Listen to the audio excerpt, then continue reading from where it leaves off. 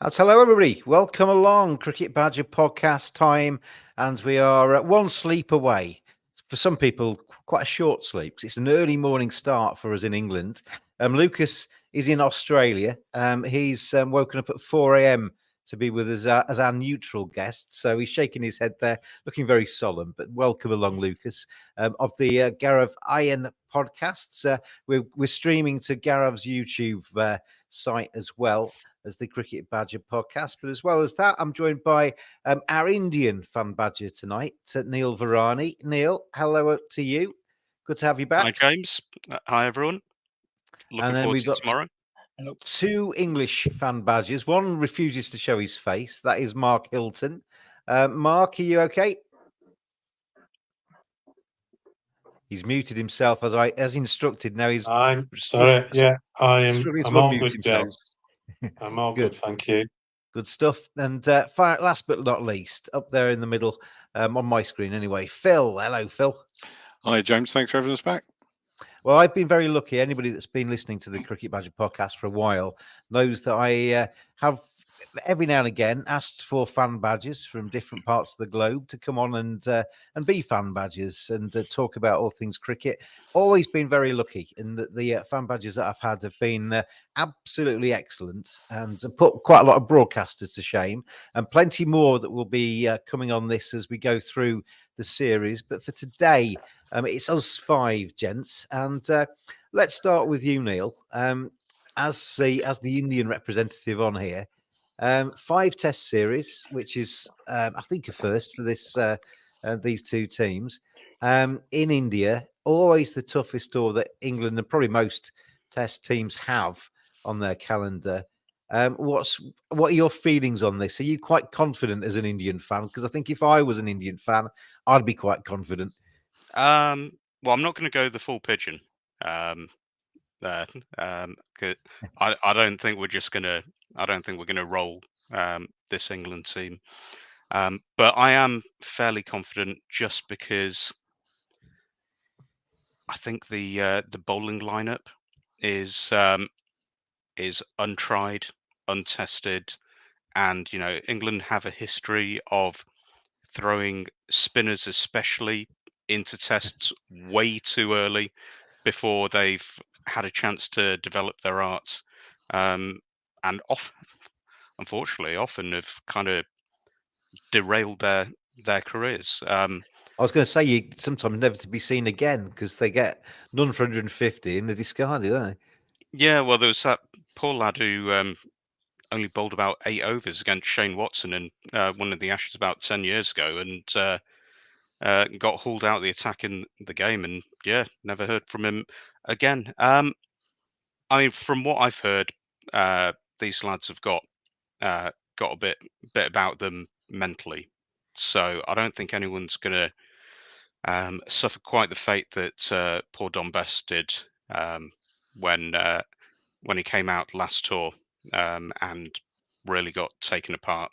I also don't think, apart from Rohit, there's anyone in our team who can really do it with the same ferocity to a young spinner in the way that Rishabh Pant did. I was going So to ask you that because there's this kind of perception, I think, in kind of global cricket circles that India is the nation of spin, has the spin bowlers, but can also play spin well. I don't think that's necessarily that true. I think India have been undone by good spin in the past as well. they have, and it'll bring me on to another favoured topic, which is the lottery pitch. Well, if India have made pitches very, very difficult for batting over the last 5 years. I don't think there's any doubt in that. You look at the averages of excellent players like Kohli, Pujara, Rahane, and they have dropped significantly. Mm. However, it's a hell of a lottery if you're winning 37 out of 46 and only losing 3. They've just gone extremely hard in favour of the home team because they think that Indian players can play spin better. Not necessarily well, because these pitches are going to find you out eventually, unless you're Rohit, who just seems superhuman on Yeah. these pitches. but they can play them better. It's like what Faf du Plessis used to do, and he's admitted he told groundsmen in South Africa, make the pitches really spicy, have them going into the body all the time, because we're going to be tougher. You don't have to be the best. You don't have to be the fastest man in the world. You just got to be faster than the other guy if you're getting chased by a lion. And that's what the Indian groundsmen have done. And, it's pretty extreme. And I think to a certain extent, other teams maybe would start doing it more. We haven't seen it as much in England, although under McCullum they've tended towards flat pitches because they have a more destructive batting lineup than anyone else. Australia tends to be, well, I don't think the groundsmen at the various associations take any heed from Cricket Australia, but that Gabba pitch last year, I mean, that was one that was extreme, and it was a case that the Australian batters, Travis Head particularly, could handle it so much better than the Saffers. And I think that's what home advantage is. I mean, one thing is that the WTC has made every result count, so we are getting more and more result pitches, and I think that actually counts more than the talk that players' techniques have gone. Last question to you, Neil, before I move around the gang. Was it 2 years ago we last went to India? England last went to India, and there was one pitch where it was breaking through the surface. Everybody was banging on about the pitches being dreadful because it was popping through the surface on day one. Rohit Sharma came out, smashed a very quick 50 or 100 or something, and basically took the game away from England. He is a different beast, isn't it, when it comes to pitches like that? But can we expect more of the same? Will the Indian curators have been told, make these pitches turn and let's get out England because they can't play spin? They'll have been told to make turning pitches. That test that you're talking about, because I remember Kohli got out for a duck. I think it's where the umpires reviewed him getting bowled by Moeen on day one. That was Chennai second test, and living in England, people were going nuts about that pitch. Well, Rohit Sharma scored 160. The Indian number 8 scored a century on day 4. At some level, that pitch is playable if you apply yourself and don't lose your mind. I've got a funny feeling, Neil, we might have more talk about pitches as we go through the next few weeks. I don't think it's going to be as bad as last time. Okay. I think last time, in fact, the worst pitch in a certain sense was the first Chennai pitch, because that was toss dependent, because it broke up after day 3, by which time Root and Sibley possibly Root got a double. Did Sibley get 80 odd? And you'd put on 500. Sibley feels like a generation ago now, doesn't he? He was traditional, let's say. But what I will say about the Stokes and McCullum England is, I don't think you're going to get whinging coming from them.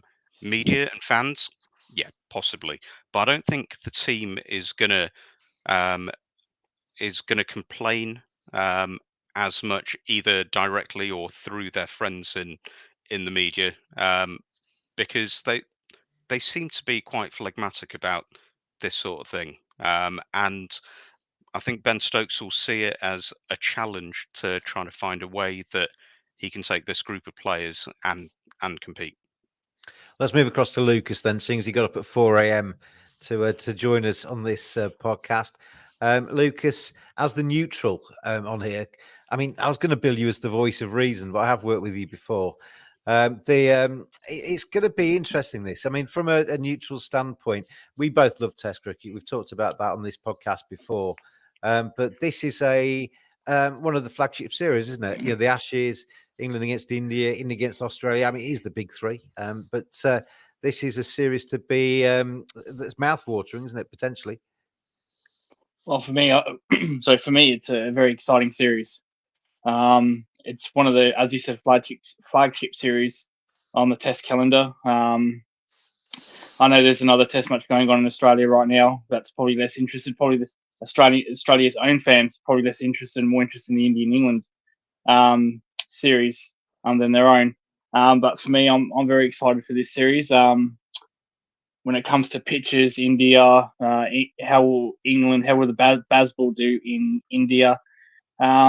Just going back to the pitches, this recent Test series against India for Australia, when Australia played in India, the pitches were not that bad.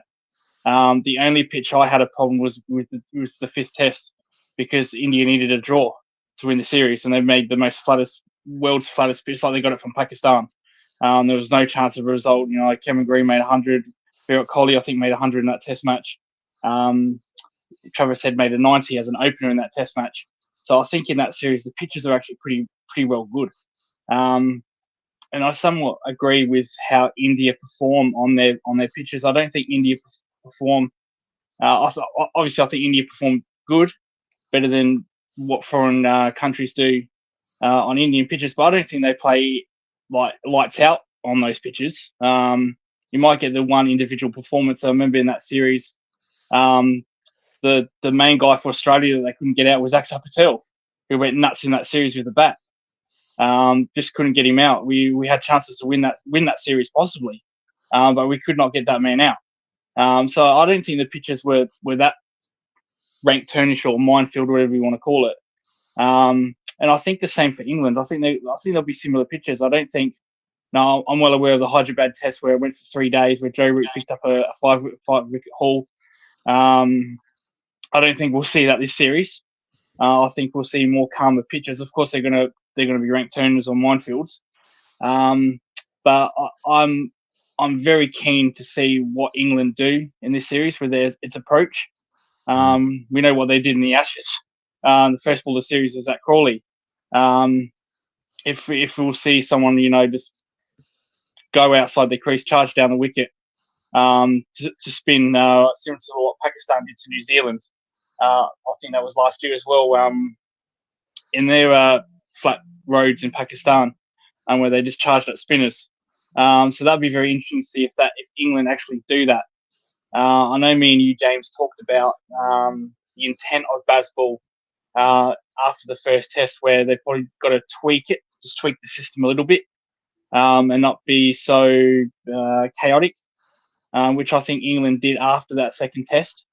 So it'd be interesting to see if England take that same approach. If they say, you know what, we still want to play Bazball, but we're going to tweak the system a little bit to try to get the best possible results. Now, having said that, with the coin toss, I think Australia won the 3 coin tosses in that series in India, and I think they lost 2 of those Test matches. Especially I think Test 1, where they won their toss. So I'm predicting a similar kind of pitches. I don't think there'll be any day 3, day 2 kind of result. I think we'll get similar pitches we saw in the Australian series. I think in terms of world cricket, I don't think there's anything wrong, Lucas, in playing to your strengths as a host nation. The reason it's hard to win away, particularly against the strong teams like India and Australia, is because those teams serve up pitches that suit themselves playing at home. They've grown up on those kind of tracks and they are used to it. And it's that kind of alien conditions for the visiting sides. I don't think there's anything wrong with that, is there? There's absolutely nothing wrong with that. And it's just that the home nation performs better on those pitches. Neil brought up the Brisbane Test match, and it looks like this Brisbane Test match will be same kind of pitch that yet they haven't mowed it, but it's going to be a green top. But in the Sheffield Shield, these players play on green tops now. So of course they're going to be better in these conditions. And I've said for a very long time, I'm surprised Australia don't use the same tactic everywhere else around Australia, where they just pick green tops, because their players are used to it. Players like Marnus Labuschagne, Khawaja, they actually play a lot of Sheffield Shield cricket. And when the green tops arrive, when green tops are made in Sheffield Shield games, they play on it, so they're used to it. And I think that's the same with India. Growing up, they play spin-friendly pitches. Australia, England, New Zealand. That's a complete alien to them. But I don't think there's anything wrong with it. I think preparation's a huge key. I know Australia don't like to use warm-up matches, especially in Ashes series. They just prefer to do their own thing. So to each their own when it comes to preparation. But I think the more practice you have on these pitches, the better you will be. Just like when Australia, produce green tops and everyone else falls it completely apart. Same with India, when it's spicy pitches, everyone falls apart. I don't think there's anything wrong with it. I just think you've got to get better in those conditions with practice. Deepak, thank you for your message. I'll come back to that in a few minutes' time, Deepak, because I'm going to bring my English fan badges. They've been waiting patiently at the top of my screen there, Phil and Mark, and come to you two in terms of your thought process in this. I asked Neil if he was confident as an Indian fan. Phil, start with you. Are you confident as an England fan? I'm pretty confident that England will not win this win this series. If that's an answer. On paper, and obviously cricket isn't played on paper, we are outgunned with bat and ball. We're in conditions that we don't thrive in. We don't appear to have, we've decided to go and prepare in Dubai, as far as I understand it, rather than preparing in India, which I would suggest is an error. I know that Stokes has come out and said that 3 days is enough, but if I was going to bat in India for 5 days or 3 days, I'd want to get out there and get used to the heat, humidity. I was going to say it's not just the pitches and the playing, is it? It's the culture, it's the vibe, it's getting into that nation and getting your feet under the table so you feel comfortable when that first day comes around. You spend 12 days or 10 days, or whatever it is, in a nice hotel in Abu Dhabi. That's not really preparation for an Indian test tour, is it? I wouldn't have said so. I mean, the world has changed. It's got smaller. You can fly in and out of places. I have to say I'm astonished at the idea of 3 days preparation. There will be a logic to it. It perhaps will become apparent at some point. I can't for the life of me work out what it is. For me, England need to be out there experiencing everything to acclimatise to it, because it's going to hit them at 4 o'clock our time or 5 o'clock our time. Indian cricket is going to hit us like a car going into a brick wall, and we're going to need to stand up and be counted. And Neil was rightly pointed out that this is a team with, clearly it's got some mental strengths to it. It's demonstrated in this sort of Bazball era that it can compete, and many of us, including myself, have doubted the approach, and several times we've been proved wrong. But we've had a chastening experience in the last few months in English cricket generally, and we could have given ourselves every opportunity to go out and prepare ourselves. And the worst of it is if we're batting tomorrow morning, we're suddenly 2 or 3 down for not many. The first criticism that will be made is, well, why were you not out there prepared for it? They've handed over a stick to be beaten with immediately, and they will be beaten with it. I'm hoping the logic will become apparent. I'm hoping England will. Well, Phil, but I'm. If you I was just an Indian freezing fan, there I'd a be little pretty. bit, Phil. I'd be. You've depressed me entirely, Phil. There, I've invited you on here to try and build me up. Am I back in now? Get me motivated, but they're certainly not going to be playing that out in the dressing room. Mark, we've got a puncher's chance. We've got a puncher's chance. Mark Hilton, you've been waiting patiently in the top right of my screen. There's not often I turn to you for some kind of motivation, but help me out here, because Phil's just basically thoroughly depressed me. There's got to be some kind of chance, isn't there? Yeah, I think there's some kind of chance. I kind of disagree a little bit with Phil's logic about the preparation, because England prepared in the same way before they went to Pakistan and won 3-0. Last India tour, they were in India for quite a while and got hammered. So I think preparation these days is variable. It's up and down across the globe. So I'm not too concerned about that. I think England can win, but there are certain variables that have to fall into place. The batting has to come off, obviously, big style, if they've got a chance. And they have to retain a positive approach, I think, on these pitches.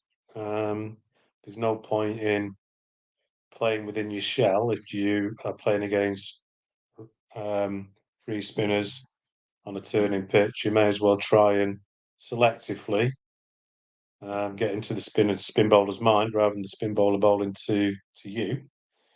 And I think therefore the Bazball philosophy, as long as it's tapered a little bit, which it has been, it did get tapered a little bit in the Australia series, to be fair, might come in handy over in Australia, over in India. So I think for England to have a chance, the batting has to really perform well, because I think if you look at the bowling, comparing it to India's, then there's no comparison, obviously. But for England to win, the batting has to perform well, but India have to underperform substantially with the ball. And those are two big ifs, because if you look at England's bowling, you've got Tom Hartley, who has a Lancastrian, I can safely say is not even the best spinner at Lancashire, who's playing in the first Test match. You've got Rian Ahmed, and being a wrist spinner in India is never easy unless you're Anil Kumble. You could go the distance, and then you've got Leach coming back from an injury. He hasn't played cricket competitively since the end of last May. So it's a huge task, and therefore England have to score big runs. If they score big runs, then as Neil pointed out before, India themselves aren't the greatest players of spin, they're just better players of spin than England or other sides in those conditions. But then you are hoping that Leach or Hartley or Ahmed can have some golden spells. So England have got a chance, but the stars have to align for them. If they win a test match and draw a test match, then I think they will consider that a success. They lose 3-1, in my opinion. You mentioned Bazball. You mentioned kind of watering down Bazball a little bit. I saw Johnny Bairstow did an interview maybe a week, 10 days ago, where he was saying exactly that you can't go gung ho. You got to read the conditions. You might have to just kind of ease back a little bit. They will be positive, but maybe kind of the bravado we saw. One of the tests against Australia, one of the first two tests against Australia, when they got basically about 8 of them hooked down to deep square, and they all got out. And it was absolutely just ridiculous, wasn't it? I think the kind of Bazball's maybe growing up a little bit, Mark. Would you agree? Yeah, I think after the Lord's test, you saw a difference in approach to the batting. And it wasn't just a kind of one-dimensional kind of approach. They were far more selective. And when you're playing spin bowling, you've got to be selective. You've got to know when to attack and when to defend. You've got to know, to a certain degree, you've got to be able to read what the bowler's going to bowl. That's what Kevin Peterson was talking about actually in an interview the other day in the Times, that he could actually pick from with the bowler's starting position a lot of the time what they were going to bowl. So in that innings, that fabulous innings, I think, can't remember when England last won there. He said a lot of the time that was just about him picking the bowlers, and that was his skill. Was that 2014? Was that 2014, Neil, when that Andrew Strauss team? 2012, wasn't it? Yeah. 2012, yeah. So it's a long time ago. It's a long time, but we're not all Kevin Peterson, are we? We haven't all got that skill. So, and it's a different game now. Joe Root certainly has got the ability. Bairstow's got the ability when he puts his mind to it. Pope certainly got it. So that England have got a good engine room. So there is hope for England. There is definite hope in the batting if they can get big runs on these pitches and put India under pressure. But that is their only hope. The trouble with that, Phil, as well, is that with three spinners who were, as Mark just kind of alluded to there, Jack Leach coming back, and then with Blooding, Tom Hartley, we're still finding out about Rian Ahmed. He's prodigious talent potentially, but he's still very young. When you've got three spinners like that, you need runs on the board, because they're not going to be able to bowl if you're out for 180, are they? They're going to need some protection and need some fields that are actually giving them a chance. some big runs on the board, at least lets them maybe drive the game a little bit. Yeah, I would. For me, three spinners plus root is. I think it's a sign that England can't trust them. They're unproven at the moment. Two of them are brand new, and one of them's coming back from an injury and with a good record, but not a startling record. And Root, with the best will in the world, is he's certainly going to be your fifth or sixth bowler. So England have already demonstrated by the sheer number of spinners they've slung into this lineup that they don't really trust them. They've thrown them in on the basis that they're hoping two will come off. Because I saw Derek Pringle, I think it was, I saw that Phil, as well. tweeted earlier that if you've got good spinners, you don't need four of them. Yeah, exactly. If you had Warne or Murali, you wouldn't need to then have three spinners behind him. You might have one to share the workload. I can understand two, particularly if you've got Root in the background. But having three means you think that at least one of them, if not two of them, is not going to come off. So and to be honest, success for these boys in India in this test might look slightly different. Mark rightly says that if we get a couple of results, we've probably had a good test series. Hartley and Ahmed will be coming into this with their head spinning, I'd imagine, coming into a pressure cooker situation with no red ball form as such to call upon, and now being asked to lead the attack. One of them might be taking the new ball tomorrow, for all we know. Yeah. And it's a real challenge that the fields. I'm glad folks is playing. We need our top glovemen to just eke every little percentage out of these bowlers to give them every chance they can have. And I know we'll be pilloried when folks drops one, but for me, it gives you your best opportunity. Your best wicket keeper gets the best out of your bowlers. Particularly, would you see what Ben Stokes said about him, Phil? He said that he's the sort of player that can take one of those 2 or 3% chances, and they can keep you in games or win games. They just fire you up. They fire you up. Do you remember that catch that Stokes himself took, that absolute worldie out in the deep, and you just saw the crowd go, you saw the team go, the commentary go.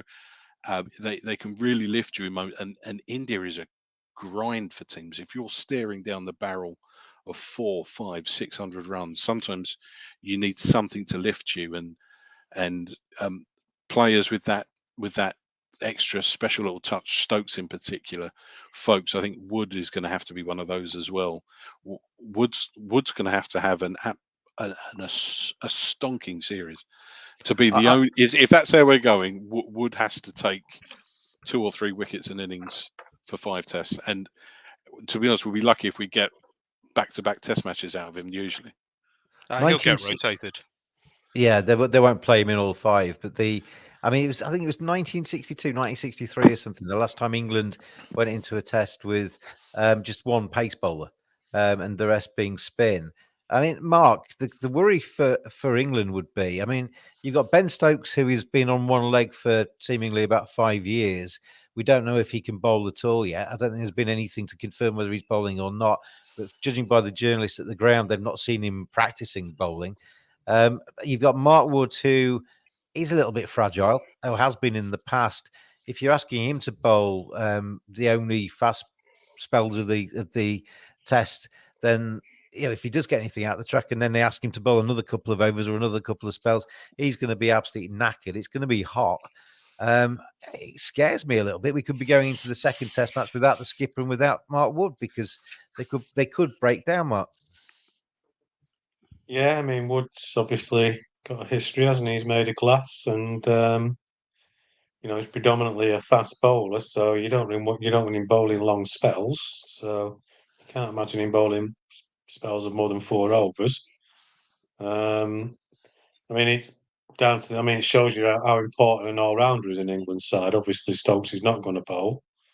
They've not brought Liam Dawson. If they'd have brought Liam Dawson, he could have batted at 7. I know we've had the debate about folks, but Bairstow could have batted at 5, and they could have played 2 seamers, which would have given them a guarantee, because you are actually going in with 3 guys who've hardly played any first class cricket. If you take Leach has not played for nearly a year, Doesn't it surprise you, So, Mark? Because when I was asked the other day to pick my team, I was I think exactly the same top 8. Jack Leach in as a spinner, Rian Ahmed was at number 8, and Joe Root was going to be the 3rd spinner, which would allow you to play either a Jimmy Anderson or an Ollie Robinson to give you an extra paceman. Does it surprise you that they've gone with 3 frontline spinners? it doesn't surprise me because India going with three frontline spinners in home tests, and Yeah, but they've got spinners. Australia. Yeah, the better spinners. Australia also went. The theory is that Australia went into a test match last year with the 2 young spinners, and Lyon and Mitchell Stark was the only pace bowler, and they won the test match. The So difference, they're using the model from Australia as well. yeah, the I don't difference think they. there though, Mark, is India have got probably the best all-rounder in the world to make up the 5th of those bowlers, and And Australia that's what had England. Cam Green. That's what England. England don't have a. I wouldn't call Root on a Cam Green level, let alone a No, and Jadeja level. That's the risk. that's the risk, and that's why they should have picked Dawson in the squad. And they didn't even approach him. I know all the stuff about franchise, but Stokes Key came out and said, "Well, we didn't even ask him," so he wasn't even asked.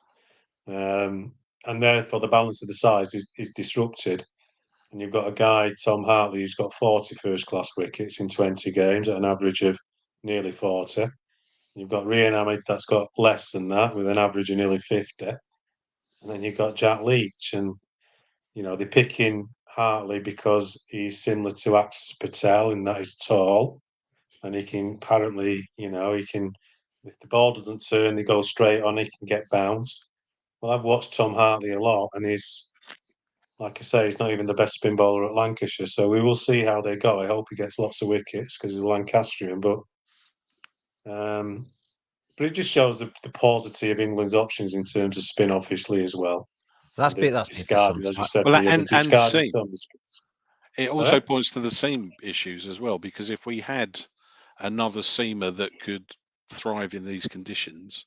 Well, Jimmy Anderson thrives in these conditions. He's bowled well in India on numerous occasions. Bowled well in the last Test series. What's the point of taking him? He says he's been training all winter. He's got a new run up. What's the point of taking him to India if you're dubious about playing him in the first Test match? The thing that Jimmy Anderson can give you is 20 overs, 1 for 30 or something, and be control, doesn't he? And he never gets. Exactly. He's got his injury record over the years has got better, and he's got a new run up, and he was itching to try that out. So there's back-to-back Test matches. I'm sure Anderson will play next week. We've also got Robinson there. I mean, England's balance is wrong, isn't it? They haven't taken an all-rounder, and now they're suffering, and that's it.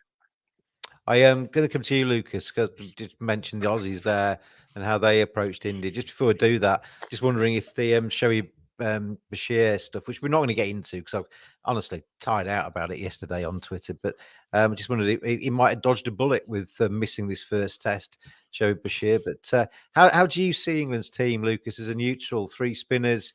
Ben Stokes probably not going to be able to bowl, just the one seamer in Mark Wood. Is that going to be anywhere near good enough, do you think?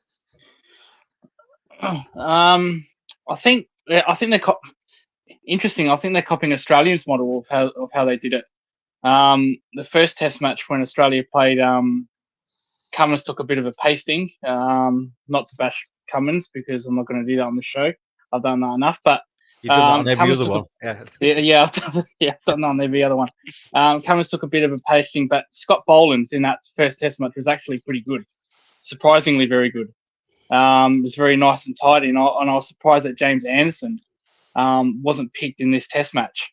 I can understand why they picked Mark Wood. The same reason why I thought Lance Morris should have played in that series, in the Indian series. A quick penetrating bowler that might penetrate pitches, that might give problems to top orders. And most likely he's only probably going to have 2-3 overs of one spell, if that, because England might open with a spin bowler. If you think, Lucas, that Mark Wood used to ride an imaginary horse around the outfield because he used to get bored of fielding, he's going to have a lot of fielding to do, a lot of watching spin bowlers bowl, isn't he? Yeah, I have a feeling unless he completely ruins India's top order. I think he's probably only going to bowl probably 6-7 overs a day, if that. So I think not having a second seamer is pretty strange to me. Okay, yes, they don't have a luxury Cam Green. Ben Stokes has had knee problems, as you mentioned, James, for the last 4 or 5 years. No, if not to take wickets, someone can just contain 2-3 overs. And I don't England, unless Ben Stokes is going to bowl, which I highly doubt. He probably going to have to do that by himself. I think danger, Lucas, is that Ben that's the- Stokes might bowl because basically everything goes a little bit wrong. Rohit Sharma's 330 not out. India have got 580 on the board. Nothing else is working. So Ben Stokes thinks, I'm going to have an 8-over magic spell, but I'm not fit for it. And then he ends up in an Indian hospital for the rest of the tour. I can see that happening. He's that kind of character. He won't. Yeah. He's not the sort of person that won't take a challenge on, even if his body's not ready for it. No, well, that's which I was surprised he didn't bowl more often in the Ashes. So that was a little bit surprising. I thought he would do that, as you mentioned. He's he wears his heart on his sleeve. He's a very passionate person. I think if it was up to him, he'd like to do it all by himself. Which I've got no problem. Often has done. Yeah, exactly. Especially with the ball, especially with the bat. I know that all too well. But the luxury that Australia had it with their spinners was Nathan Lyon. I don't see a Nathan Lyon in this England team. If Nathan Lyon was available for England, he'd be picked straight away. He'd be the first spinner they'd pick. Now, mind you, Nathan Lyon in that Test series against India wasn't lights out. He was good. He bowled long spells. He bowled 20 overs in a day, like we saw in the second Test match on day one, where he took 4 wickets. Absolutely ridiculous, where he bowled all day. And then they used Todd Murphy. Todd Murphy was very good in the first Test match, if you can remember, Neil. Very good. Then they figured him out, and then was pretty bang on average between Test 2 and 4. And I think kind of tilted the favour in India's way because they figured out a win. I think the new spinners of England, I think they might trouble India for the first Test, and then they'll figure out a way to negate him like they did with Todd Murphy. I remember Stephen O'Keefe took a 5-wicket haul in that first Test. I think, what year was that, Neil, if you can help me here? That was 2017. That was the angry series. Yes, and then Stephen O'Keefe was pretty average for the rest of that series. Didn't take a 5. He's a better spinner than Murphy or anyone that England have got out there, including Leach. Yeah, I agree. So I think India are very good at problem solving when it comes to these new spinners up against them. So I think the New England spinners will do well in the first Test, and then I think they'll get figured out in the second, third, and fourth Test. I think Jack Leach has to take a 20-wicket series if England are any kind of hope. I don't think Jack Leach is that bowler. With all due respect to Jack Leach, I think he's done a good job for England in past, but he's not a wicket taker. He might be that container that you mentioned, Lucas. Yeah, he might be that container. Yeah. And if one of the other two can come in and if they fly, then they did. Yeah, sorry. Yeah, they did that. They did that in the first Test. Todd Murphy was the wicket taker in that first Test, not Nathan Lyon. Nathan Lyon held up one end, over and over and over and over again. Well, Todd Murphy took wickets. So if when it comes to these conditions, if you can't take wickets, the next best thing is to contain, hold up one end, and frustrate the hell out of India. And this is where I'm strange why Jimmy Anderson did not play, because that's what Jimmy Anderson can do to a T, especially in India. Now, I know fast bowlers don't really do well in India, but James Anderson's record in India is very, very good. Probably one of the better pacemen going around in India, statistically wise. So I found that extremely strange that Jimmy Anderson did not play, but I get why Mark Wood played, and I think he had to play. Is Jimmy or one of the two, Rehan or Tom Hartley? That's really the difficulty, isn't it? Is why England have assessed the situation and taken the view that Hartley or Ahmed represents more of a benefit than Anderson. Either they've seen something, or they're saving him to rotate with Wood. It might just be one in, one out, and the spin. I say 3 spinners, but 4 with Root are going to do 80 overs a day for the rest of this series. I'm There's going to come to Neil just finally on the team. Then we're going to have a bit of a quick fire kind of round robin thing to finish off this podcast. Neil, looking at that England side, you're going to go to bed tonight in a cold sweat, aren't you? I mean, that's got to scare you. That spinning trio that England are throwing at India is going to really scare you. Obviously, Joe Root as well.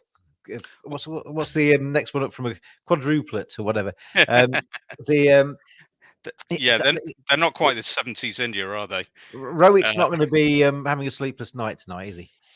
No, but he'll do his usual thing. He'll get caught for 170 down at long leg, going for yet another 6. I bet most people wish they could be caught on 170 every year. Yeah, I'm confused by the selection. I think it's interesting. I think it's very on brand. But as I said, India, when they pick 3 spinners, it's not with just one seamer. It's because they have the luxury of the best all-rounder, guy who can bat 5 or 6, and averages, in the last 5 years, sort of 45 to And 50. He's not a bad fielder, is he? He's all right. Pretty much all the facets. What's the thing the selectors like to say? 3D cricketer. Australia. I don't think he's quite that level yet, but when they went 3 spinners, they did have Cam Green if they needed to come back to another seam option. England don't, and it's also not a case that the spinners are so good that you can't leave them out. You've got one guy on debut, got one guy in his second test. Jack Leach, I would say, I'm assuming fitness is all fine. Obviously, he's had the massive injury. He's managing Crohn's, I believe. But we can assume that the fitness is okay, and he's someone I think you can rely on as a workhorse. And then you got Mark Wood, who can't pick up the slack if one or both the young guys go badly. They haven't got anywhere to turn. So I think they need to bowl out India both innings, like 50 overs. Otherwise, you're either going to break Mark Wood's body, or you're going to break Ahmed and Hartley's spirit. And whether they can come back on a long tour is something that's, well, quite a worry.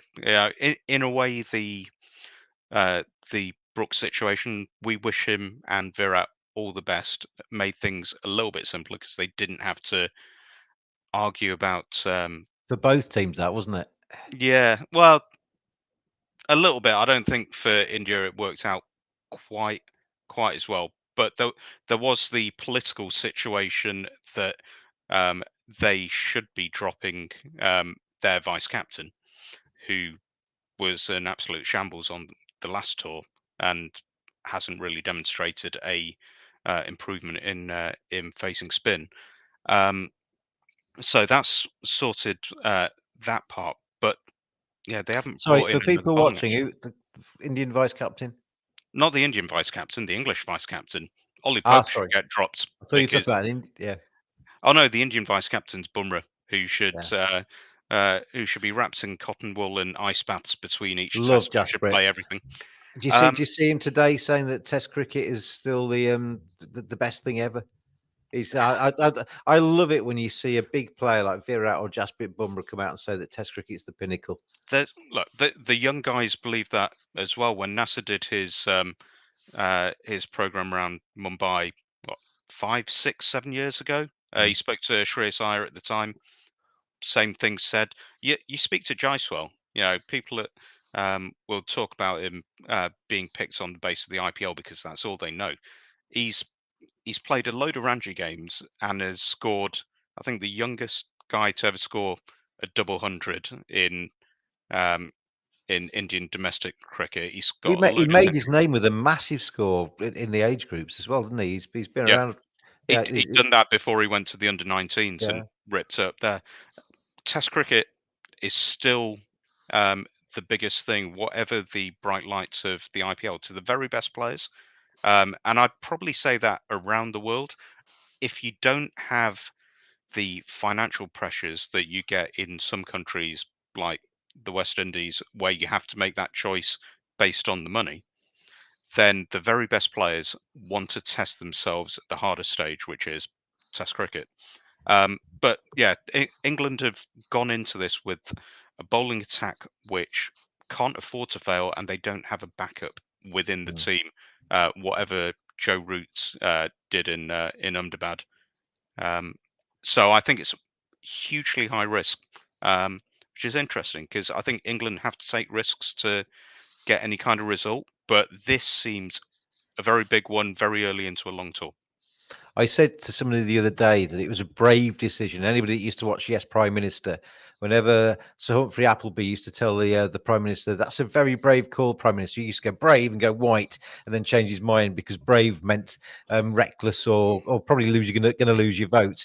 For McCullum, it's going to be McCullum stroke Stokes. It's either brave or it's going to lead to disaster, isn't it? It's going to be interesting to see how it goes. Let's zip around the group then. We'll take it in turns with this. Who is going to score the most runs in this series? Let's start with you, Neil. Rohit. I thought Virat is back to his best. Anyone who watched the South Africa games and actually watched his innings could see that he was unbelievable. But Rohit, since he moved to open, around the world he's been excellent, but in India he is an absolute beast. It's scary. What about you, Mark? Where are you going to go for the most runs in this series, Mark Hilton? I'm going to go for it. Well, I'm going to take an English perspective. So I think Joe Root will get a lot of runs. So I'm hoping that Joe Root can be the top scorer. Always seems to do well in India. Very good player spin. Obviously, Joe Root plays it so late and deep in his crease. And Phil, most runs in this series will go to? We'll go to Rohit. But from I'd agree with Mark as well. In terms of England, I think they're the two prime candidates. What about you, Lucas? I think Rohit's a safe option, but I wouldn't be surprised if Patel's up there, like in the Australian series, where we just couldn't get him out. We tried absolutely everything, and he was one of the main. If we could get him out early, we probably would have won that series. But he was just a complete menace. So the safe options for Rohit, but I wouldn't be surprised if Patel's up there. So I think one of those two, but I'll go with Rohit. I'm going to stick with the same person I picked on a podcast the other day. I just love Shubman Gill. I think he could easily have a Rolls Royce of a series and just kind of really come of age. I mean, he's already done that to a large degree, hasn't he? But he's batting at number 3, so he don't necessarily face any of the Mark Wood overs, and then he'll just come on and milk the spins. So I think Shubman Gill could have a very big series this time. Has that been confirmed? I think he's going to stay at 3. From what I gather, Jacefield and Rohit to open and Shubman at 3. Yeah, I was half wondering whether because he seems like the natural successor to Kohli as the stroke maker. So I wondered with Kohli dropping out whether they'd move KL up to 3, who's in a hot streak. If KL's batting at 4 or 5, then he's a wild card for most runs because he could be coming up against some very disillusioned, tired England bowlers, and he's been exceptional with the bat for a number of years now. For most wickets, I'll go first. It's going to be one of the 3 Indian spinners, I think. Ashwin is the premier one. He's going to take my pick, but I think Akshar Patel's probably going to play. So is Jadeja as well. It could be any of those 3 really, but I think Ashwin is the one that England most fear. and will probably take the most wickets. What about you, Phil? I mean, I think Jadeja will, of those three spinners. I've got a sneaky feel. Is Siraj playing? Yeah. So I've not looked at it yet. For some reason, he's haunting me at the moment. I fear. But there's something about him that's gonna. I watched him bowl a while ago, and he just is such a pain in the ass. He's a fantastic competitor, and I do fear that he's going to cause some serious problems. But if I was putting money anywhere, I'd say Jadeja, or very optimistically, Ahmed to grab a bag for England. I and reckon Rehan could charge. have his moments in this series, but I don't know whether he can sustain it enough to actually really make. He's got to have a good. Impact. He's got to have a good start. If he gets tonked, then it could be a long, painful series, and he might not finish it. But if he has a good start, then I think he's likely to be England. He's the best. Sorry, no, he is England's best prospect for wickets. What about you, Lucas, for the wickets? Jadeja, I think he'll take 20, 25 wickets.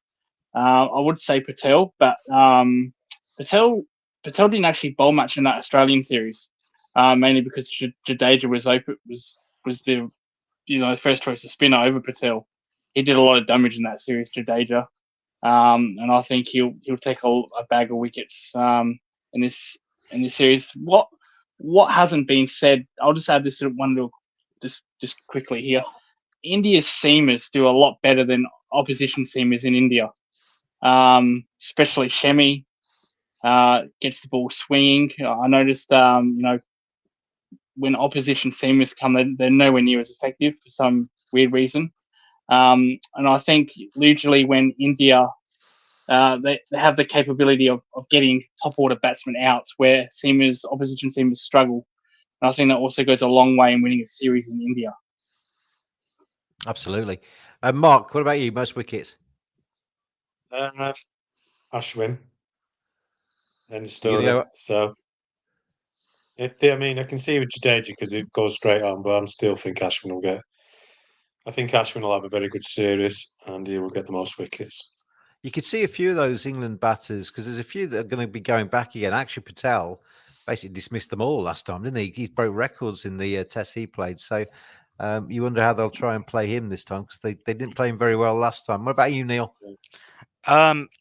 If I was going to go for an Indian player, I'd go for Jadeja because he's not as tall as the other two. And was it the Delhi test where every Australian player got out sweeping and just misjudged the bounce and got bowled behind their legs in like one crazy hour session? Jadeja could do that, but I think that Jadeja and Ashwin and possibly Axra as well will split the vote. And Jack Leach, I think, through sheer number of overs, will come through to take the most wickets, and also I don't see the young lads having a huge effect. That was probably one of the. Has anybody ever bowled 2,000 overs in a series before? Because he could get up there, couldn't he? Sorry, Lucas. So that was probably one of the most stupidest batting displays in one session I've ever seen in my life, where Australia just kept on sweeping every single ball. Completely, you see, I don't expect England to do that. I'd wait. I'd wait and see first, Lucas. Yeah, Ben Duckett says he's got 10 different types of sweep already. He does play the sweep very well, though. Ben Duckett, to be fair, he was one of the best players of the sweep. So we'll see how it works in India. But apart from Bangladesh and India back in 2016, where wasn't the same player then. Mahedi and Ashwin did him both times. Just saw Phil's face there about when he rolled his eyes about England playing badly. He's been scarred before, Phil, haven't we? We've been scarred. You mentioned Duckett, but unless he's learned to leave a ball properly, then openers, there are certain basic skills openers need. I think India test technique, that the Indian series test technique in a really traditional way. And I think you might have to come up with some traditional techniques to combat it. But let's finish then with our series score prediction. And we'll start with Lucas, the neutral. Well, how's this going to end? Personally, I'd love to see England win this series because I want Australia to be the first team to beat Bazball. But I don't think that will happen. I actually do see England winning a test. I do see them winning one test. Australia managed to win a test, managed to draw a test, mainly probably because of the pitch. But I do see England winning the test match. I think there'll be a result in every single game. So I think India will win 4-1. But I hope not. I hope they win. I hope England win. Mark, let's go for you next. Your correct score for the series. Well, I think India will win 5-0. I'm hoping they won't, but I do feel as though England's bowling attack is going to suffer badly against the Indian batters. So unless England bat out their skins, I can only see one result, and that's 5-0. The English representatives on this podcast now have been a cheery bunch, including me, because I'm going to go 5-0 as well, Mark, because I just don't see it. If England are going to win a test or even draw one, they need a big double 100 from Joe Root and the bowlers to back him up. And I'm struggling to see it myself at the moment. I hope, like Mark, I hope I am wrong. Phil, before we get the Indian 5-0 for the Glenn McGrath from Neil Varani. Phil, what's your score prediction for the series? I think we've got a puncher's chance, but if this test is anything other than a really good England performance, it's going to be a whitewash. But if I was putting money on it now, I would go for 4-1. I think we'll pick a test up with one. We'll have one really decent performance out there. 4-1 from you then, Phil. So the three English representatives on here, 5-0, 5-0, 4-1. Neil, are you going to give me an England series win? I do need. I do still need to be able to see my mates and come out alive. No.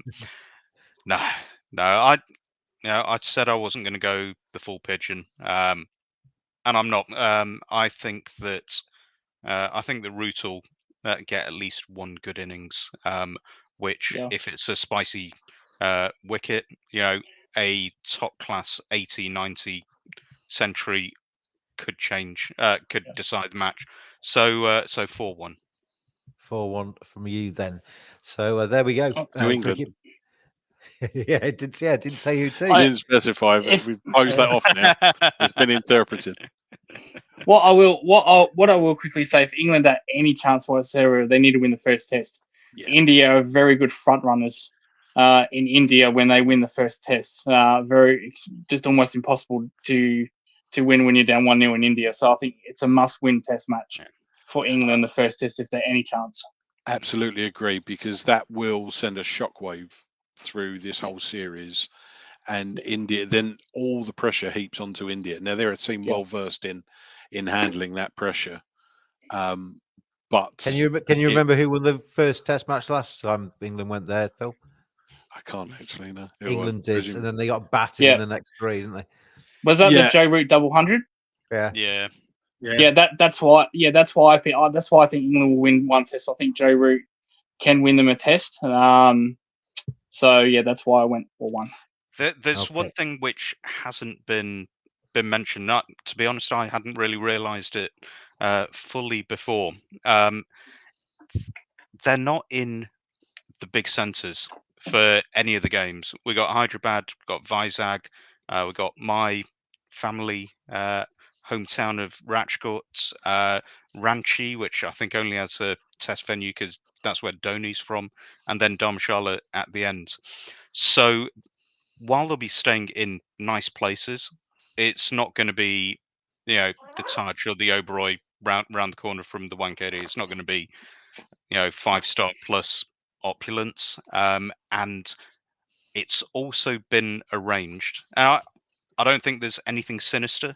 I think it's that the big centres have had, the World Cup games and the women's tests and stuff. There's a lot of travelling. You go from Hyderabad to all the way to the east, then all the way back to the west, and then all the way to the east again for Ranchi, and then all the way north. That's a lot of flying about, and it's going to make it very tiring. And they're not going to have the same amenities as if they were staying in Mumbai, Delhi, Calcutta, in terms of going out to decompress, going out for meals or whatever. So that's going to make things difficult. I think we're going to see some wary people by the time they get to Dharmshala at the end. That's why they're flying out to UAE in between the second and third. But it's going to be really tough. They'll be able to get out a little bit more than they did last time, which was obviously during lockdowns, wasn't it? But Yeah. It'll be a slightly different tour to that, but obviously still not ideal.